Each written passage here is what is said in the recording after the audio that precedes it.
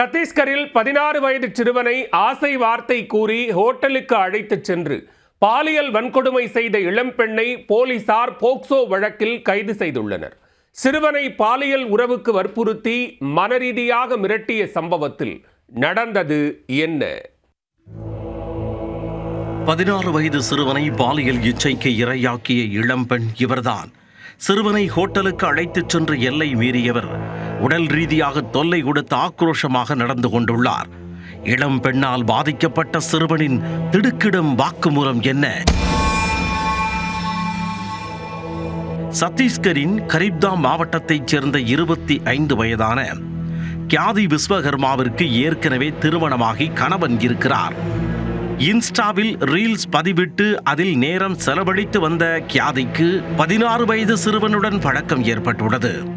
விடிய விடிய சாட்டிங் செய்து சிறுவனுடன் நெருக்கமாக பழகிய இவர் தனது பாலியல் இச்சைக்கு சிறுவனை இரையாக்கி உள்ளார். நேரில் சந்திக்கலாமா என பேசி முடிவெடுத்து சிறுவனை பார்க்க சென்ற கியாதி விஸ்வகர்மா போரம்தேவ் சாலையில் உள்ள ஹோட்டலுக்கு சிறுவனை அழைத்துச் சென்று ஆசை வார்த்தை கூறி பாலியல் வன்கொடுமை செய்துள்ளார்.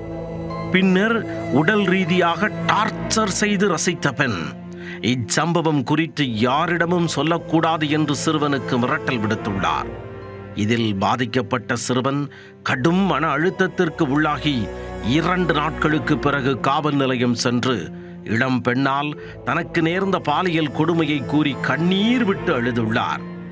இதையடுத்து உடனே விசாரணையை தொடங்கிய காவல்துறையினர் இளம்பெண் கியாதி விஸ்வகர்மாவை கைது செய்து விசாரணை மேற்கொண்டனர். அதில் சிறுவனுக்கு நேர்ந்த பாலியல் வன்கொடுமை உறுதியானதைத் தொடர்ந்து இளம்பெண்ணை போக்சோ சட்டத்தின் கீழ் வழக்கு பதிவு செய்து சிறையில் அடைத்துள்ளனர். புகாரளித்த சிறுவனை மட்டும்தான் இவர் பாலியல் வன்கொடுமை செய்துள்ளாரா, இல்லை வேறு யாரேனும் இளம்பெண்ணால் பாதிக்கப்பட்டுள்ளாரா என்ற கோணத்திலும் விசாரணையை தீவிரப்படுத்தி உள்ளனர்.